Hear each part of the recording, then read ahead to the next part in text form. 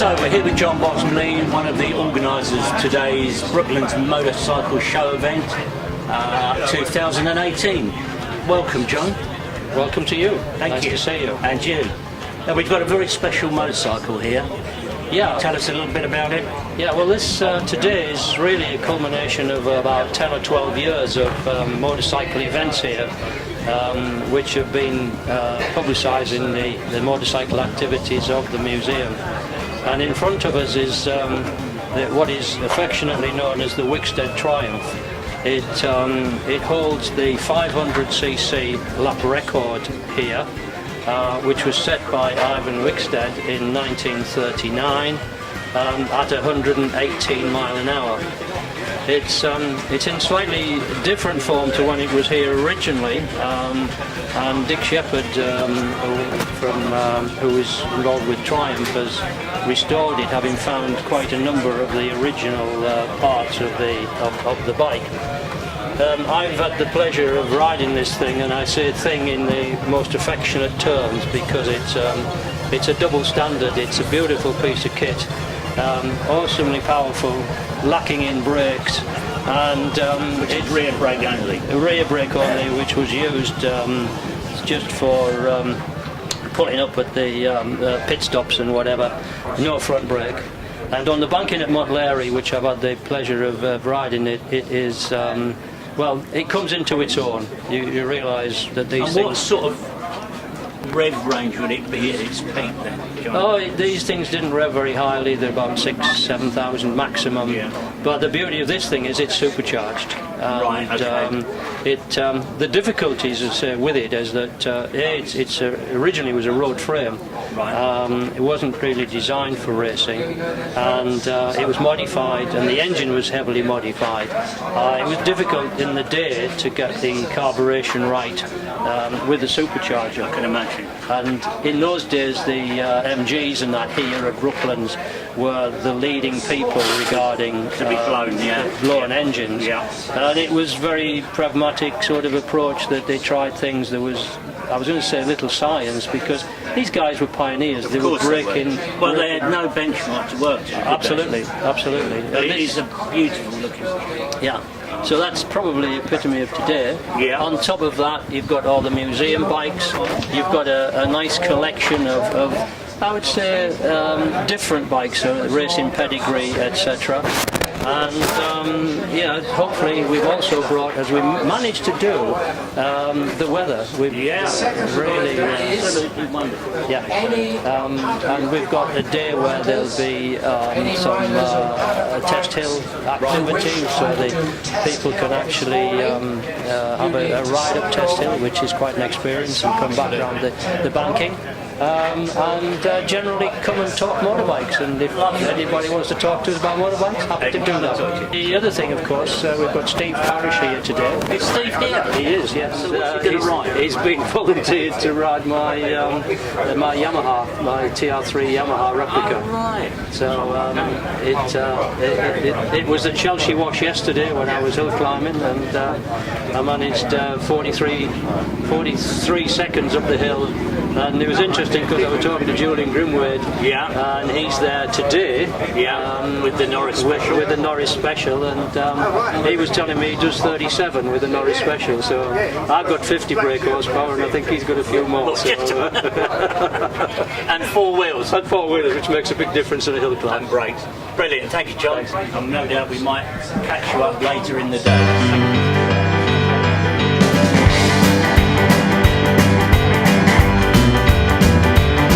Would you like to ride on? So I'm joined by Steve Parrish this morning here at Brooklands. Welcome, Steve, once again. Thank you, Steve. Nice to be here. Yeah, and it's good to see you. So tell me, what are you doing? What are you going to ride here? That's a very good question. I'm going to stand at the bottom of the hill, put my leathers helmet on, my legs apart, and see what gets wheeled underneath to get on. Right, I know I'm riding must film the that. Yamaha over there. I think it's John's, isn't it? John Bottomley's. John Bottomley's Yamaha over there. Bring your attention to you can buy a book here as well. Absolutely. But I think I'm riding 3 or 4 bikes. Right, I've gone and signed on, and it's got TBA beside which bike I'm riding. Okay. But I've just had a walk around, and there's not much I wouldn't want to ride. No, I can imagine. I seem to recall recall the last time you were here, you were in a sidecar.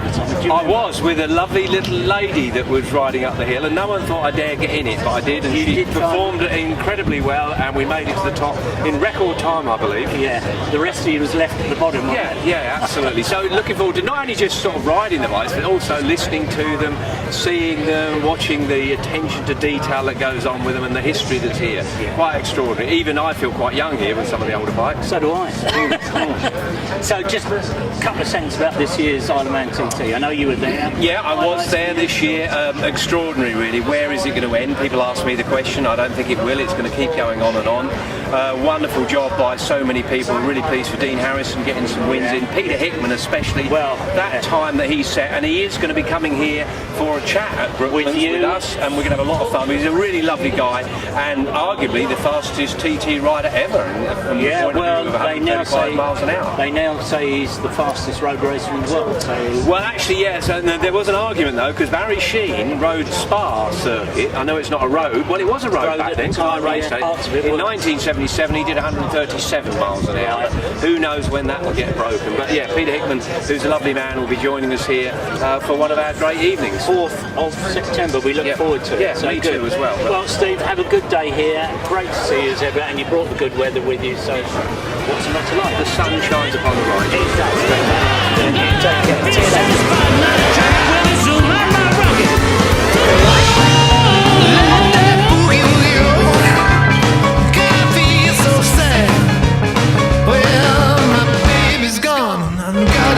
And it's the worst old feeling I ever had. Let the boogie on, cause I feel so sad.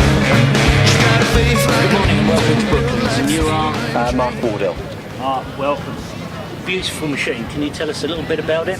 Yeah, so... As much as you like or as little as you like. Okay, so basically, this is my brand new bike. It's 100% brand new parts. Right. It's based around a motorcycle my great-great-grandfather built in the 1920s called the Wardell motorcycle, which he had a patented supercharged engine. Which I've heard of, yeah. Yeah, so basically this story started that I was going to build a replica of the original bike. Right.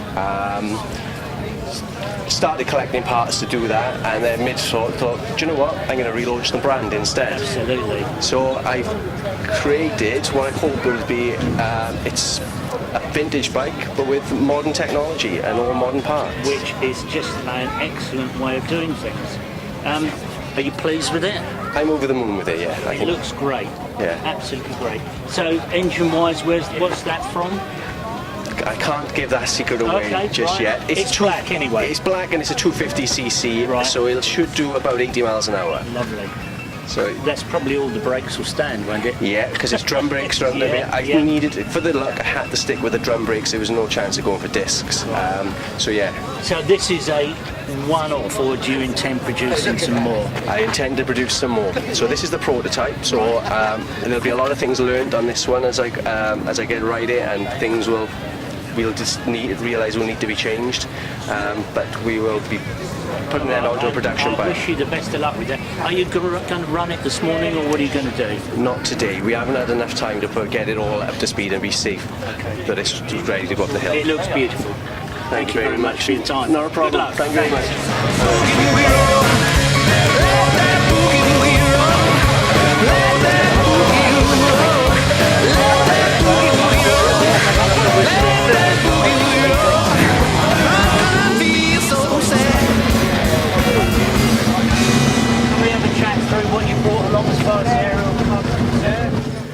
So we're joined by Peter Miller here this morning at Brooklands from the Ariel Club. Some fine array of machinery, Peter. I know you can't talk through everything, but a couple of highlights of what we've got. We've got a little 250 here, down by Ian Palmer. Right. Age? 23. Someone in the background. In the background, 1923. Lovely. Chain drive? Chain drive. Yeah. How many 3-speed box or a 3 or 4-speed box? 2. 3-speed. Lovely. Oh, big fire. And the chair here. The chair, side valve. I don't know what model it is, probably a VA, is it? VA. And sort of year 1928. 28. Yeah. got that look of that forks and such like, isn't it? So, Yeah. And we move along. What have we got here, Peter? We've got a 4-valve overhead valve sloper. Sloper, yeah.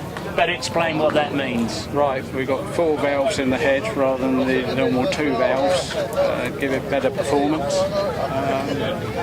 Nicely restored, obviously, as you can see. Is it yours? No. Love it. It's a lovely bike. It's a lovely bike, yeah.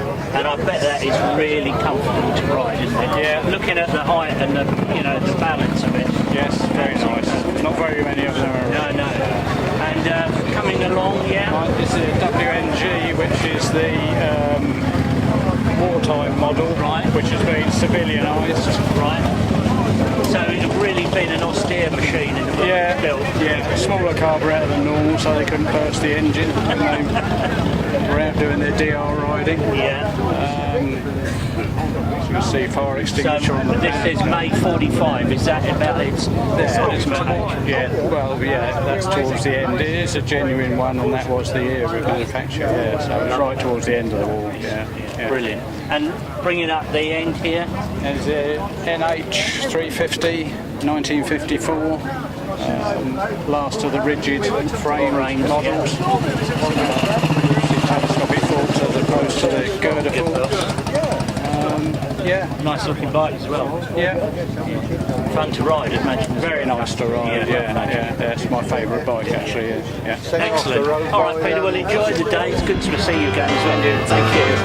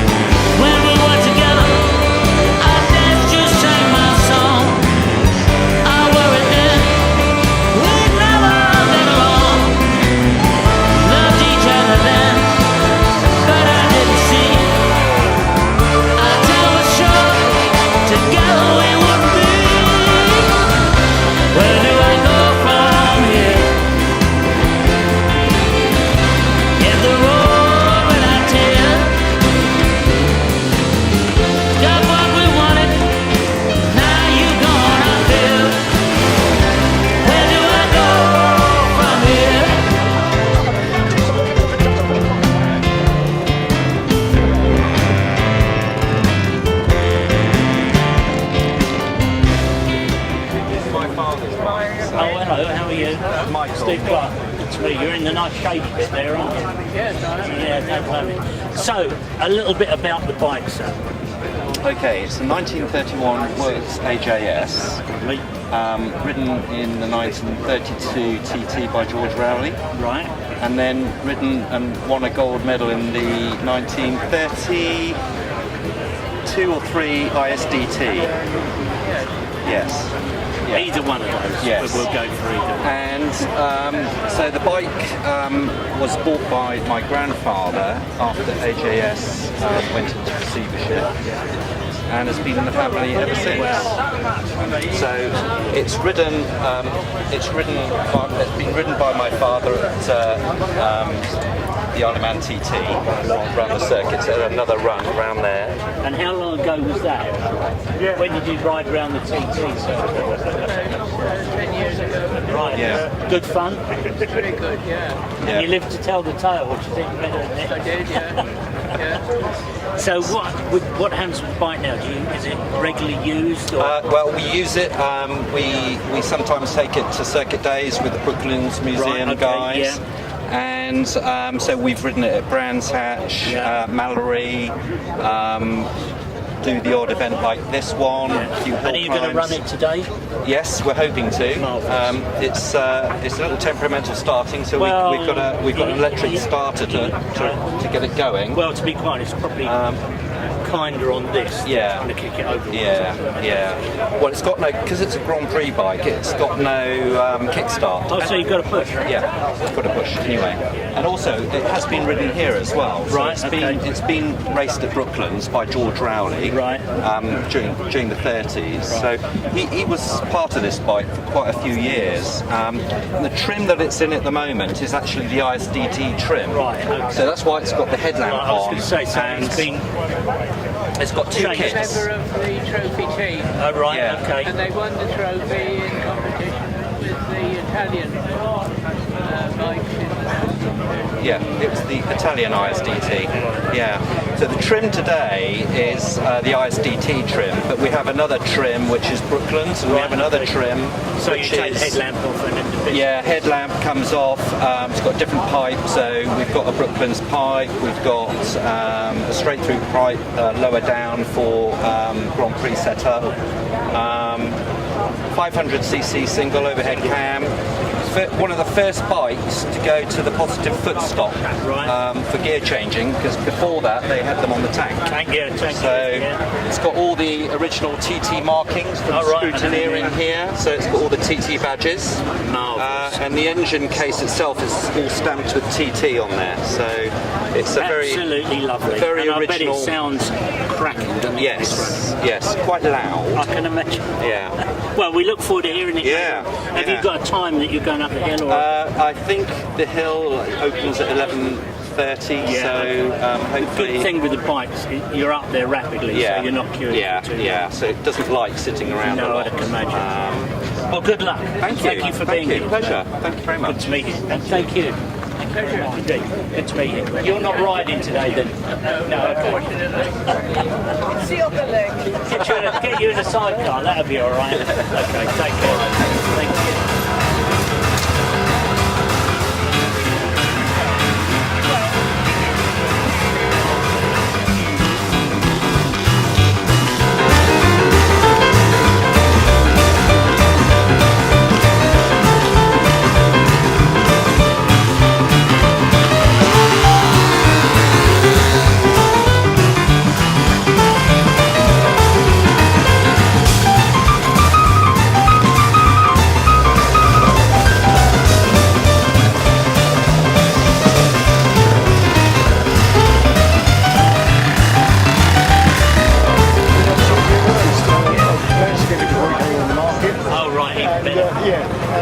We decided to go for it.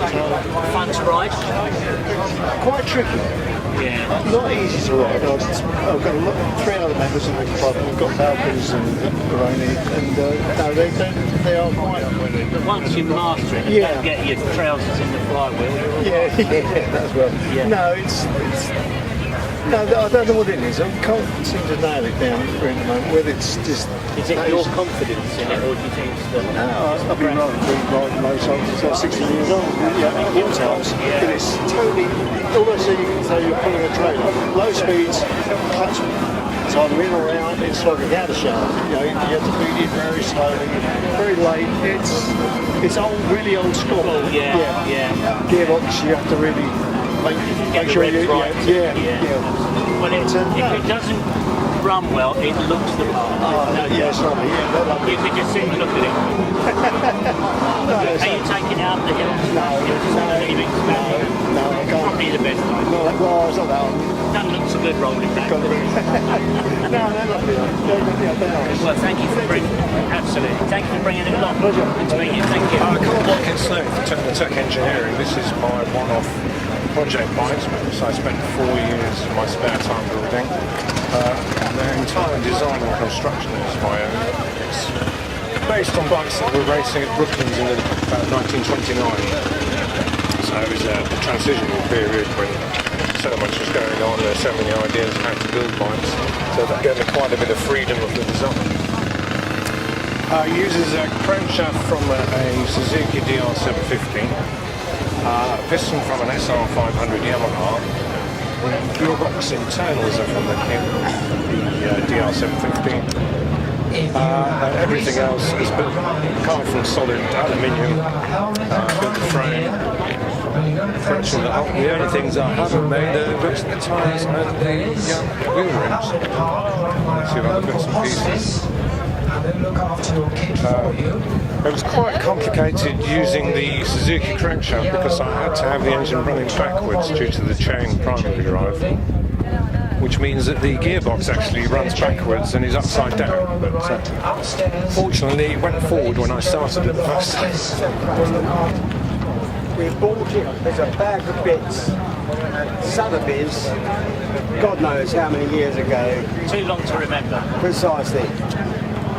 It's taken too long to remember to get it going, but that is as near as you will get to a totally original better set cluster. She will pull 50 in third gear, but she'll also pull 30 in first gear. That's a fine looking machine.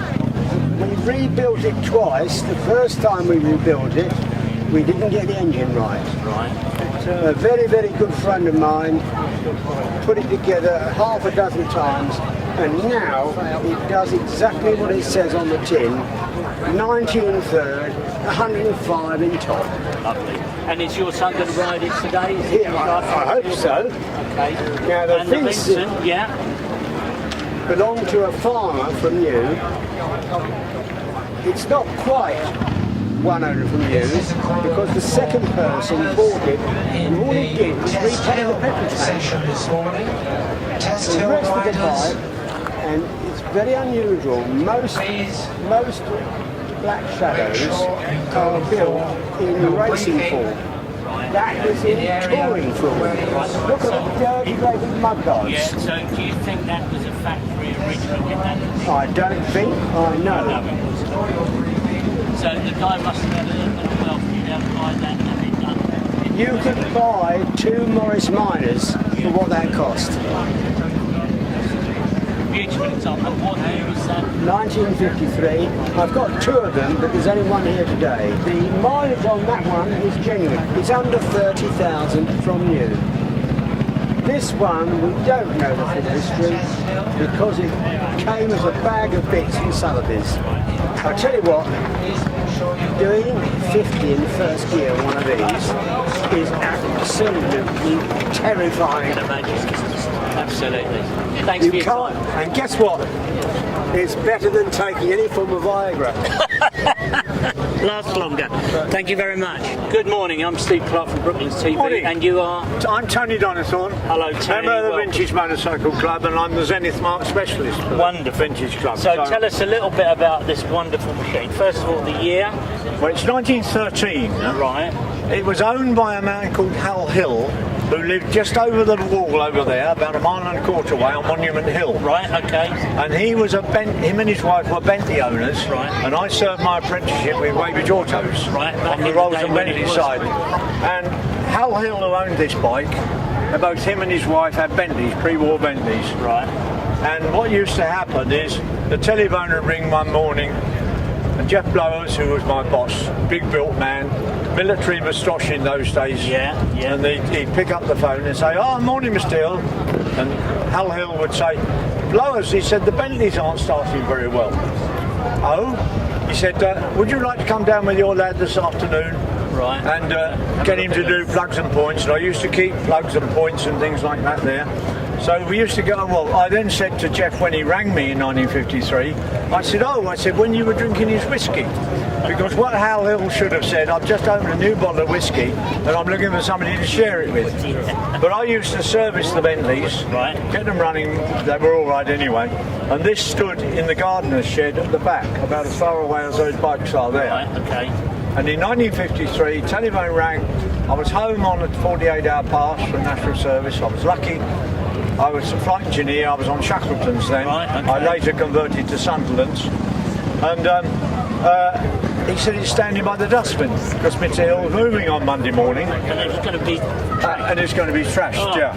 So we very quickly found my father, and we got the trailer, and there it is. And I rebuilt it in 1964-65. Right. First rode it in 1966 in the London, the Epsom Brighton run there, and I've been riding it ever since. So twin-cylinder J18 engine. It's the short-stroke engine. They also made at the same time an overhead valve engine, which they called the 90 bore. Right. But this is a 90 bore side valve, 90 by 77.5 stroke. So it's a way over square engine. Yeah. When it's on its big pulleys, it's pulling about a 3.5 to 1 top gear. Right. It's on smaller pulleys at the moment, but it makes it easier to ride around somewhere like this. So the pulleys are interchangeable, but you have to do that you've got to make them up. Okay. And the gear and the bevel gears on that. Well, what happens is the handle here. I can't move it very well when it's stationary. But what happens is that drives the back wheel backwards and forwards. You can just see it moving here. Yeah. Oh, I see. And it opens the pulley at the same time, interconnected back through. So it's a clutch. No, it's not a clutch. It changes gear. Oh, does it? Oh, yes. Right, like the Douglas used to. Right. No, there's nothing like the Zenith Graduate. Okay. Shows my. So how does the that blunt work? pulley opens and shuts, linked back so through it here. can't go so deep into So it goes right the way down in at the same time as your back wheel moves back, which keeps your belt tension tight. Yeah. Which is the main thing So with belt clever. drive, of course. So the further it up it comes, the higher gear you've got.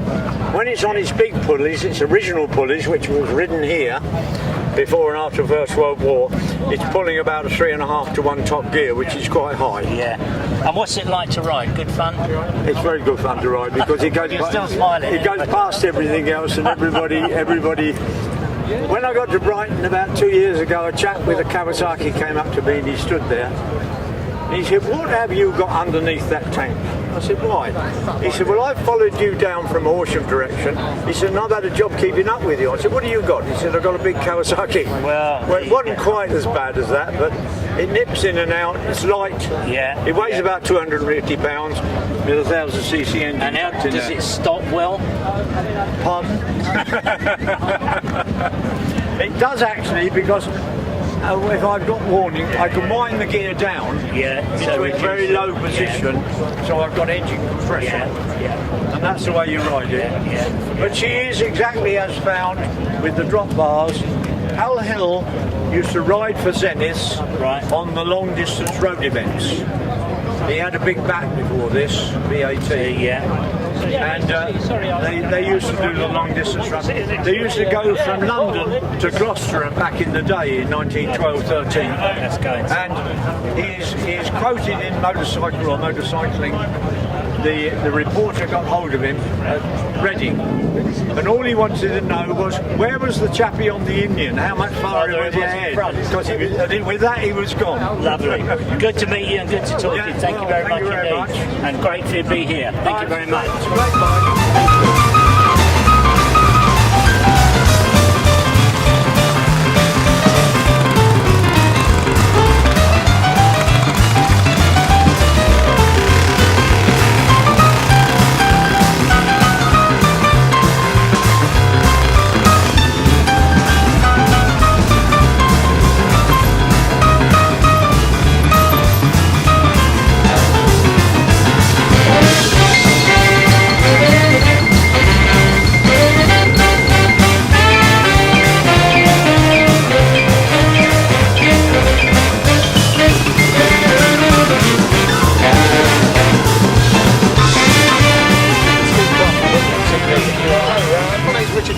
Hello, Richard.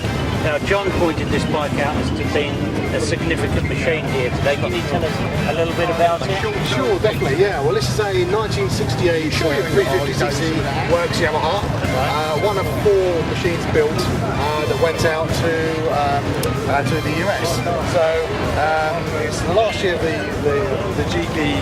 And it's a 2-stroke. It's a two-stroke 350cc. One of 4 machines that raced at Daytona.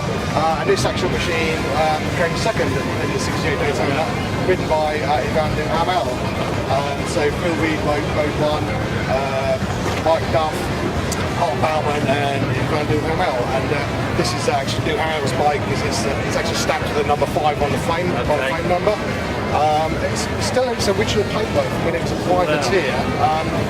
After '68, Yamaha management changed it in the States, and the bikes were sold off, and this bike went to one of their promoters and a privateer sponsor who painted the bike up in the custom paint colours. And sponsored riders like Jody Nicholas and Tom Watford. It won loads and loads of races out in the States. It's original paintwork by the guy who did all the Yamaha speed block, like Kenny Roberts' paint job. So it's original paintwork, and the bike stayed in the original ownership until I bought it off here. So how long ago was that? Last year? Yeah, last year. So had you been looking for something like this, or did it just happen to appear? It kind of happened to appear. It's not what you know, it's who you know, etc. Yeah. That's why I stick close to John. But I collect a lot of particularly early Yamahas. Yeah, of course. And a lot could be said. I mean, this is also Yamaha used this bike as a prototype to work on for their first 350cc, the 1969 machine, which is the one next door. So you can see they're actually chalk and cheese when you actually look at them close. But this would rev to what? A real screamer, or is it? Oh yeah. I mean, it red lines are 10.5, but they rode them to about 11,000, I think, in the day. Around about 56, 57 horsepower, which is pretty fast. Just show my ignorance. Gearbox, how many speeds? It's a five-speed box. Daytona, they rode with 4 speeds. They actually had to comply with the AMA ruling. They had to drop the first gear, so it was a bit unfair, really, because they're now very narrow power band, and it's they had to be based supposedly on the road machines, the road production model. So unlike the road model, which had 5 gears, they had to race with only 4. But it's the same. And do you ride it now? Yeah. We took. I've only ridden it once, but I've literally not had it for very long. But we took it to Prescott Hill last week. The other side to this, which is really interesting, is the frame is a copy of the Mark North featherbed frame. Oh, really? Which, when you get the spec for the slightly later model, they actually claim in the spec that it's a featherbed frame. So they admit to that, right? Yeah. Certainly it was a strong influence. You can see by the gusting and the headstock. It's the same chassis. The actual rolling chassis is exactly the same as like the 1964 Silweek 250 that he won a world championship on. The RD56, same wheels, same chassis. The other thing with these, that in the history of this, that these were the things that wrote off the Max Nortons as a competitive machine. Because a 350 Max Norton with 55 brake horsepower is unheard of. In fact, a 500 Max Norton, and these things are probably 2/3 the weight of the original Max Norton. So this is the Japanese invasion, the technology and design. Particularly when it went to the production model, the TR2s particularly dominated the mid. It was Yamaha's first step into the big bike class, and they just totally dominated. But this was doing 149, 150 miles an hour at Daytona. It's just, just don't really think about different sides of the bike. The other thing which I think is correct is that actually one of these in private hands is the only non-works bike that ever won the 350 World Championship. Oh, really? They were that good. Yeah. Because everybody was stuck in with singles. Big old. Still 1939 design that moved on a little bit, Yeah, they did learn, didn't they? Anyway.